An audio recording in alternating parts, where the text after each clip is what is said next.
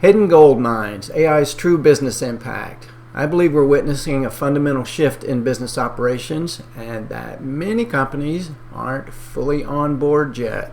I think most people have heard of ChatGPT. They've heard about it on the news. Maybe they're even using it. But how many understand its true business potential? And even fewer of them are implementing strategic AI automations that will help them quietly build massive advantages. Hi there, I'm Wayne Ergel. I'm the founder of webexco.ai, and I want to talk to you about AI's role in this new world. So going from hype to business cases that change everything. I know terms like game changer get overused, and I purposely didn't put game in here, but I really do believe we're looking at a game changer.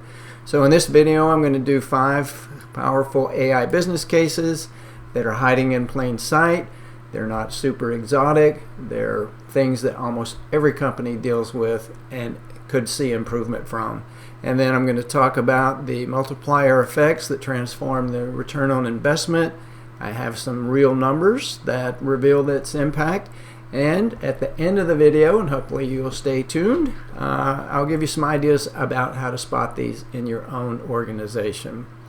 I really do think business as usual is over and the AI automation era is here now. So let's start with a business case I know intimately, and you almost certainly do too. So I call it death by 1,000 clicks. Your expensive employees are doing $12 per hour work. Your best people, even your worst people, your people are wasting time. They're wasting hours, 10 hours, maybe it's way more than that, clicking buttons, copying and pasting, copying from one screen to another, complaining about it. What's that costing you? It's costing a lot, and we're going to look into that in more detail now. Before I get to the business case itself, though, I just want to say every company has these processes. Everyone complains about them, but they work well enough, so they never get fixed. And that's sad. I've experienced it, and that's what I'm going to talk to you about now. A true story. It sounds like a Netflix film. Won't be anything as dramatic as that, I'm sorry. But I do want to talk about where I worked previously and the proposal process. And I was in a group that was the highest margin group in the company and a significant contributor to revenue. And we did thousands of proposals every year. So this was a global group, I think 10 to 15 people, 15 to 20 maybe. There's a good number of people. But we spent, I'm estimating here, I think it's more, 20% of the time copying from old documents, clicking through endless menus, manually entering automatic data, complaining about it, complaining about it. And it appeared as though management didn't care. Now, having said that, I would say they cared, but not enough to do anything about it.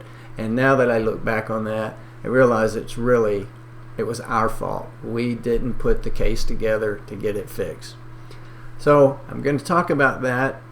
And the situation that can be improved is the proposal process. So I'll quickly say we did a bunch of proposals. I already said that.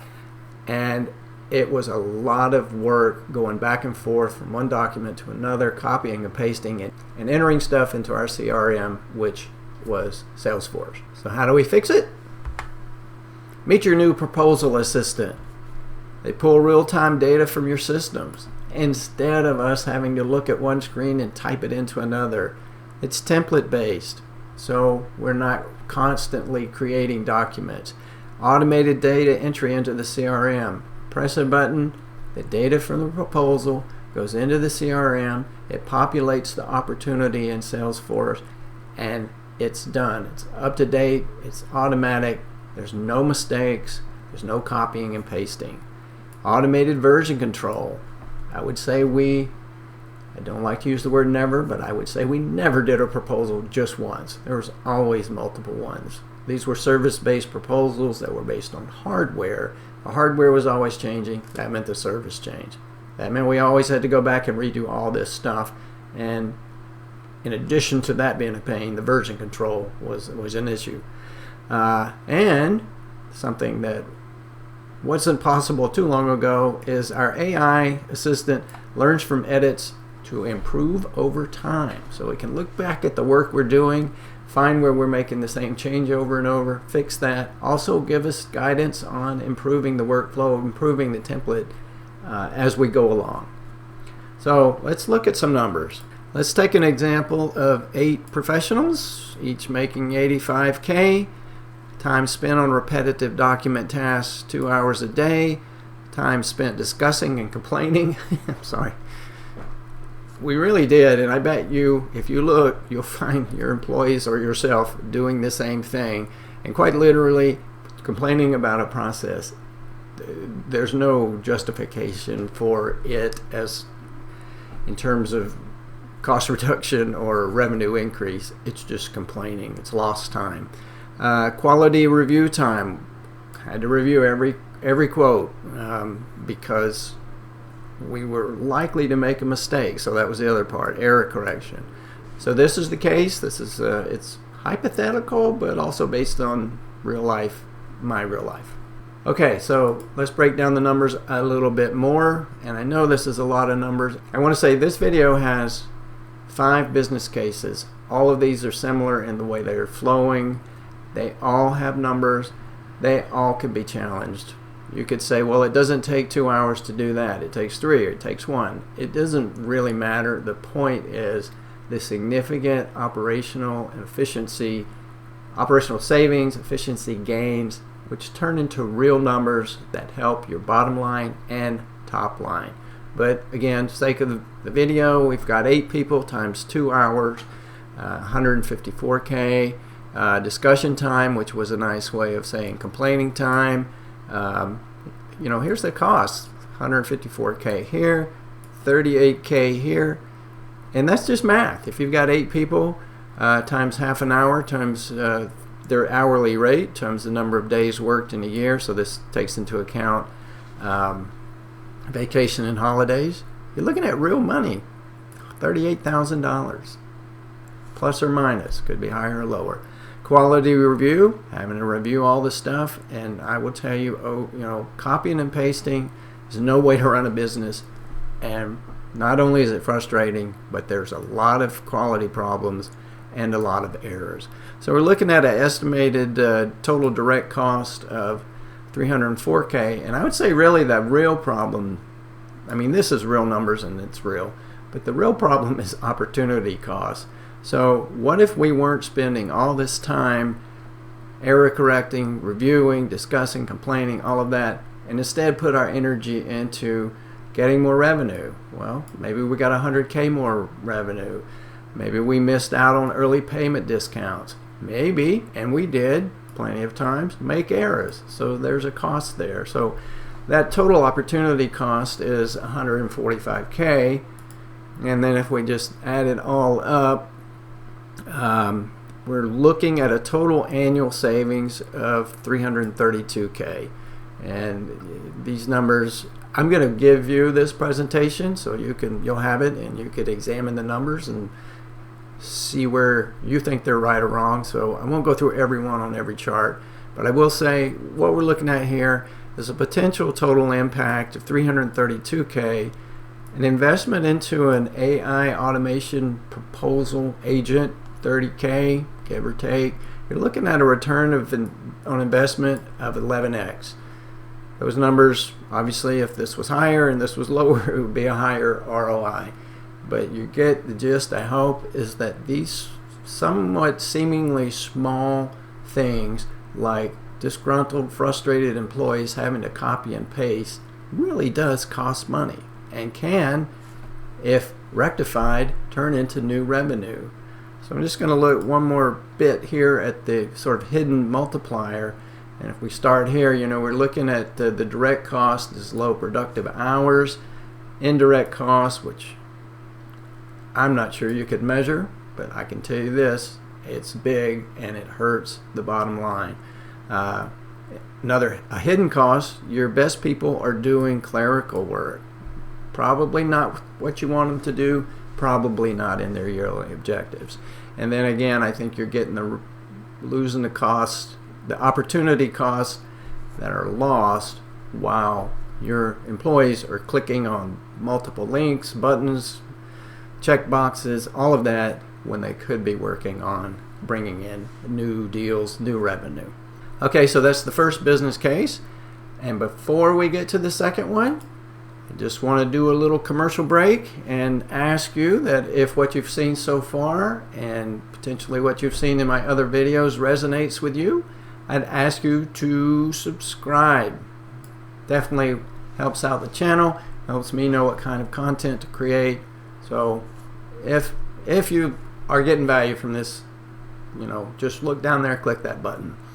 If you're interested in learning more about how these automations could apply directly to your business, book a call. There is a link in the description. Click on it, my calendar opens up, and you can book a call with me. And we can have a 30-minute session. If I can help you, I would love to. If not, we'll know that right away. Okay, so that's the commercial. Back to the business cases. The next one, another personal one. Salespeople hate CRMs. I want to start off by saying I was in sales for 18 years, so I can say stuff about salespeople. I can make fun of them because I was one.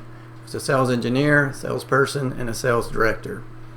So back to this. Salespeople hate CRMs, and that is costing your company big money. It's incredible. So we'll get to why it is. But let's look at what salespeople do. They drive your business. They drive business growth. It's just that simple. They really do. Without them, you don't have orders, you don't have revenue, you don't have a company. Salespeople are great at doing this, building relationships and closing deals. Their life depends on it. So that's what they focus on. And they are great at it. But what do they hate doing? They hate paperwork. And when I say paperwork, I mean putting stuff into a CRM. And the kind of thing I'm talking about here are their opportunities. And we'll get to that in a moment. But they hate doing it. Even at the threat of being fired, they will not keep their opportunities up to date. And it's not a bad thing. You want them to be that way because you want them out selling. You don't want a person wanting to sit around behind a desk clicking buttons and filling stuff in. But it's so important to how your company runs, and that's going to be the business case here. And fundamentally, the short version of it is they have the incorrect information in the CRM, and that means everyone else operating on guesswork. How much should we procure for manufacturing? How much equipment should we procure so that we can fulfill our customer orders? How many people should we have on staff to handle the volume of our orders? If you don't know what those things are, the orders and revenues, if you don't have an accurate depiction, you can't do the other stuff accurately. So just looking at that a little bit further, the ripple effect is production plans have the wrong inventory, they plan the wrong inventory, staffing, as I mentioned, is misaligned with needs, cash flow is unpredictable, supplier strain, coming back to your supplier, I don't need that order, or I need a new order and it's an emergency. That creates a strain on your relationship, and that hurts your business. And finally, teams stop trusting each other. So how do we fix it? Introducing Scout. I even gave this one a name because it is, again, sort of a personal thing here. Introducing Scout, the AI assistant that salespeople don't hate. Yay, Scout. How does Scout work? He has weekly conversations with salespeople. He asks them the right questions. So, Mr. Salesperson, have you delivered the quote to the customer? No? How could you have this opportunity closing next week when you haven't even given them a proposal yet? Oh yeah, you're right. Maybe we should push that closing date out. Mr. Salesperson, do you know and have you talked with the decision makers? Oh, no, I hadn't done that either. Okay, well, let's push it out a little more. Or, of course, in reverse, Mr. Salespeople, do you know all these things? Yes, and I'm 100% sure of them. Let's move it in, let's close it, and get the customer their stuff. The Scout also updates the CRM automatically, keeps everyone informed. I said no change in behavior required, but now I'm thinking about it, there is a little bit of change in that the stuff in the CRM is accurate and you can run a company with it. So yeah, it's more than just numbers, and we're just going to sort of revisit this stuff. Impact across the organization. Production planning, excess inventory is eating up working capital. So if they've bought inventory and don't need it, that took away money that could be used elsewhere. Revenue is delayed. Obviously, something you don't want to do is delay revenue. Contractors, if you need them at the last minute, you're paying for them. Rush orders, expedited shipping, supplier relationships I mentioned. Again, departments stop trusting each other. So just sort of a quick review, but I mean, this is serious stuff. So let's take a business case here, sort of back of the napkin case.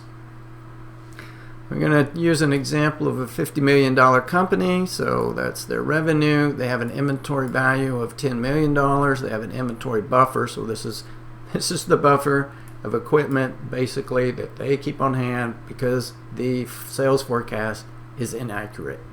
Average deal size is 125K, 200 deals. Current forecast accuracy is 75%. They want to improve by 3%. And I would say, I bet you that's a high number for a lot of companies. And I'll just give you a quick story. I overheard our operations manager once saying, yeah, that salesperson never delivers. None of his forecast ever comes true. And he was using definitive words like none and never. So that guy's equipment never got forecasted. Now I happen to know that very specific salesperson he was talking about, and the deal he was talking about was going to close. I was working on it with the salesperson, and we knew it would. Now, because of this buffer and just being part of a bigger picture, we were able to ship on time. It took away equipment from potentially anyway from another customer, and then it had all these impacts. So if you look at how you could help the situation, you could reduce your safety stock, get faster revenue, operational efficiency of reduced expedited shipping, lower contractor costs, better supplier terms. All of that looks like a total annual impact of $950K, an investment into Scout, the AI agent, your salesperson's BFF, $50K, gives a return on investment of 19x. Pretty good. Again, change the numbers however you want, but there is a huge area for improvement in most companies with this one. Okay, that's that one. We're going to go on to the next one. I will bet you everybody listening to this video has experienced this, and that is your meetings are leaking money. Action items fall through the cracks while you schedule another meeting to discuss what wasn't done after the last meeting. So yeah, every meeting creates lost action items, different versions of notes, unclear ownership, forgotten commitments, follow-up meetings about missed deadlines, all of it. And it just happens over and over again. And here's some specific examples. Client deliverables. Didn't we discuss that design change 3 meetings ago? Oh, no, we forgot. Product launches. I thought legal was reviewing the terms. Sales opportunities. Nobody followed up on the pricing question. Hiring decisions. We never got back to that candidate. Budget approvals. Critical updates. Oh, you weren't in that meeting. You were sick that day.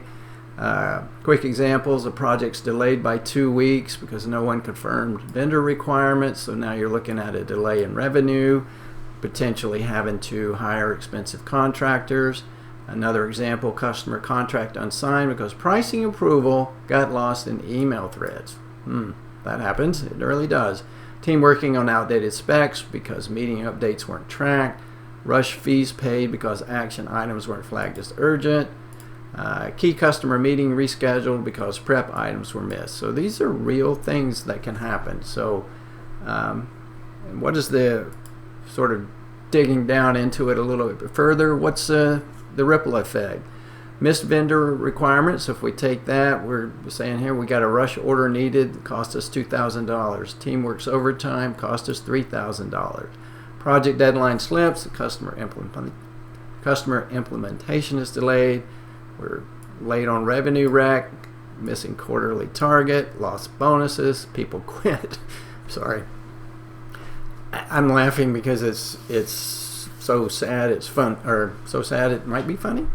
But yeah, I mean, these are real things. Another one, missing legal review, contract signings delayed, so now the project start is delayed. That goes back to revenue is going to be delayed. Resources have been reassigned, so now you got to find some new people. Maybe you have to pay expensive contractors, more delays, all of this real stuff. So yeah, how do we fix it? Meet your new executive assistant. Your AI agent, it joins your meetings, captures action items, assigns owners, tracks commitments, follows up, doesn't forget to check. Oh, that's good. Works 24/7, 365, and doesn't mind being the bad cop. I like that one. So, but real thing, you can make this AI agent sits in your meetings, records them, does all of this stuff. So what do some numbers look like? So if you have again, made up but pretty realistic, mid-sized team with 50 people, average salary works out to be $41 per hour. Meetings per week across the total of all the people is 40.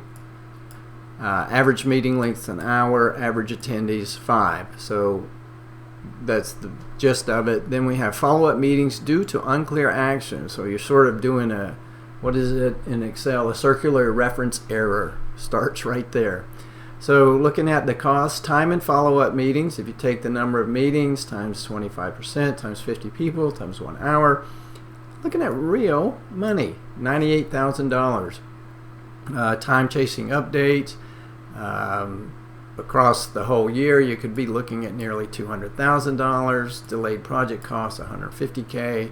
Lost opportunities from inaction, $100K. Again, throw other numbers in here. Make that 200, make it 50, make that 75, whatever you want to do. There's still a significant amount of improvement that can be gained by putting your AI automation agent into place. So using our numbers here, though, we're looking at a total impact of $545K, an investment in the agent of $40K, gives us a return on investment of 13.6x. Again, the math's there. Make that 20K. It's a higher ROI. Obviously, if this is lower, it's a lower ROI. So you know how to do the math. Next one, I like this one. It's a more popular one lately, and I've titled it, Your Restaurant is Talking. Are you listening? Hidden patterns in your daily operations are costing you money. The daily restaurant shuffle. So every day you're guessing how much to order, who to schedule for cooks, wait staff, all of that. Which tables turn the faster. All the while, money's walking out the door. And this is where our new restaurant manager comes in. So finally, we have a manager who takes reservations at any time without complaining. Never needs a vacation. He doesn't steal from the bar. Has no favorite employees. Actually remembers customers' preferences. Won't quit to open his own restaurant. Doesn't need free meals and has no drama. Oh, slightly kidding here, but real things. They will analyze ordering patterns, predict staffing needs, optimize your menu, suggest inventory orders, work holidays without triple play. So beyond the obvious, if we look a little deeper, menu engineering identifies your real profit makers. Running a business on what you feel and what you think is okay, but if you really want to make the most out of it, use some data. Use an AI agent to analyze it. Restaurant or reservation patterns, predict staffing needs. Do you know what Tuesday nights really require in terms of staff? Order history optimizes inventory. Are you ordering in the best way possible? Could you strike a better deal if you knew more about what your customers' habits were? Table turnover patterns, guide layout decisions. So, how long are your customers there? I know you want them to be in there, but you sort of want them to leave after a while so that a table will empty up. And then customer preferences. Again, are you making things you like, or are you making things that they like? So we'll just do a quick breakdown of some numbers. Let's say the restaurant's doing 1.5 million. Food waste 7%. Again, pick a number. Overstaffing, understaffing 5% of labor. Missed reservations. Suboptimal menu mix. Lost phone reservations. So if you turn that stuff around and improve your food waste by 2%, you're looking at $30K. Optimizing labor by 2%. So these aren't even big percentages. A $15K gain. Capturing missed reservations, $20K.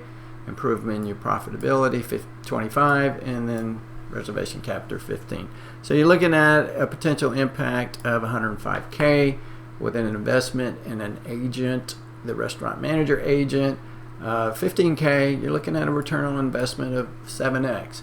And again, I would say, 2%, let's reduce it by 5. Let's optimize our labor even better. And the thing about using an AI agent to do this is it can help you. As it gathers more data, it has more to work with and can make even more suggestions to improve your business. Okay, so we've moved on to the last business case, the maintenance money pit. So you're a property management company and you're losing profit with every leaky faucet and midnight emergency call. And every property manager faces tenants frustrated with requests, late night emergency calls, inefficient service routing, vendor availability challenges, repeated issues going unnoticed, maintenance costs fluctuating. So how do we fix that? You guessed it. Meet your new maintenance coordinator. He's an AI assistant that takes maintenance requests 24/7, routes to the appropriate vendors, tracks the status, updates tenants, never misses a follow-up, and doesn't mind 2 a.m. calls because he can't tell time. If you look a little further into this, beyond those things I just mentioned, the hidden value is that it can identify patterns in maintenance issues and predict failures before they occur, and we're going to look at that in the business case. Optimize vendor scheduling, highlight property improvement needs, track vendor performance metrics. Are your vendors or your contractors performing? Are they saying they're going to do something and not doing it, or vice versa? So that helps you, build relationship with your vendors, and then reduces emergency calls through prevention. So again, we're going to get to that. Here's some numbers. Let's say we have a portfolio of 250 units, 50 maintenance requests per month, 15 per month emergency calls, staff time per request 25 minutes. Emergency premium fees. Yeah, see, there you go. When you start getting into this word, emergency, that number goes up. Preventable major repairs. This has got to be huge. 12 per year, $2,500 each. So current cost, staff time on request, we're looking at over the year, $7,500. Emergency call premiums, $27,000. Preventable major repairs, $30,000. Turnover due to maintenance issues, $15,000. So if you add all that up, it's a potential total annual impact of $79K. An investment of $20K gives you a return on investment of 4x. And I would say that's probably very conservative. I think the annual impact could be a lot greater. The investment into the AI agent, that's not far off, but obviously it can go up or down. But I think you would see, I'll show you in the next slide why I think that these numbers could be even better. So let's just use this as an example. The predictive advantage that you can get by using your AI agent. So let's use water heater. So AI notices that 3 units requesting water heater service. All units were installed in the same month. It alerts you to check the 10 other units installed at the same time. and then perform preventative maintenance, and that could potentially eliminate emergency service calls and even disastrous sort of floods in the apartments. So that's an example of AI having the wherewithal to check your data and find areas where it could predict and give you guidance on how to prevent sort of major issues. I like this one too, HVAC example. AI notices that there are 40% more service calls in building C. The analysis reveals that units running 20% more in that building, so that's saying that compared to the other units in the whole complex, these are running 20% more of the time. It alerts you to that, you discover poor insulation, you fix it, and now you have a fairly low cost to fix the insulation, presumably, instead of replacing the entire building C's air conditioning units. So I think that's a pretty significant achievement from our AI management agent. All right, so that's all the business cases. I'm going to wrap it up here in just a second. I just want to give you a sort of general guidance on where to mine for gold. You can look for these universal patterns in any business, and I tried to make these generic because I think they exist in most every business, and there's something to look for. But let's just quickly run through them. Anything taking more than three clicks to complete. How many times are you clicking? How much does it cost to click? I think I'm going to do a case on that. Anything involving regular copying and pasting. Absolutely. If you're copying and pasting the same stuff all the time, automate it. If you've got somebody saying, or you've got a process, that's just how we've done it. If you're filling out forms with the same information all the time, data transferred manually between systems, terrible thing to do. Same questions being asked over and over. Communication opportunities, high volumes of status updates, repetitive client communications, frequent internal information requests, follow-up tasks that often get missed, customer questions that do not follow patterns. So those are some opportunities for improvement there. Data gold mines, information collected but rarely analyzed. Companies often have silos of data and they're protected, so not generally a good way to do that. Patterns hiding in transaction data. Imagine if you could look back at your data for the last, pick a number of years, 5 years, and analyze it in terms of how can I make my business better, how can I lower my operational costs, how can I improve my revenue, how can I give my customers what they want. You have the data. If you have some data, it's in there and you can use AI to analyze it. Customer behaviors that predict future needs, maintenance or service records, emails and communications with vendors or clients, meeting notes and action items. So those are some data gold mines. Human friction points. Here's one. Tasks people consistently avoid. Yeah, if no one's jumping to the front of the line to do it, you probably want to look at automating it. Areas where departments don't trust each other's data, processes that cause complaints. This was my thing on the second business case, I think it was. Work that interrupts high value activities. Copying and pasting instead of doing business development. So definitely one there. And reoccurring emergency. Is everything an emergency? That is a real clue to something could be improved. So what we've covered today, just quickly, key patterns in hidden gold mines. Small changes that anyway appear to be small can lead to massive ripple effects. Data patterns revealing human insights that humans miss. Would we always catch the fact that there were more units in an apartment building that were running more than the other units? And would we make the connection that they were replaced? And would we make the connection that the insulation needed to be changed? AI handling the tasks that people avoid or want or resent. So yeah, it doesn't care. It literally doesn't. It'll do whatever you tell it to do. Prevention instead of reaction. Generally, this is good. Generally, that's bad. Hidden costs becoming visible savings. Yeah, this is digging in just a little, but not much, and you'll get savings that you may not have known were there. The numbers speak for themselves. You know, I showed ROIs from 4x to 19x. Either one of them I think is good, and both of them could be better. So definitely the numbers speak for themselves, and the improvements affect your whole entire organization. You know, you look at the sales agent that works with your salespeople. When you improve your forecast accuracy, your entire company, everybody, is impacted in a positive way. And that value compounds over time. So definitely just amazing stuff that we can do now. And finally, next steps, if you're ready to uncover your hidden gold mines, let me know. Book a discovery call. Again, there's a link in the description.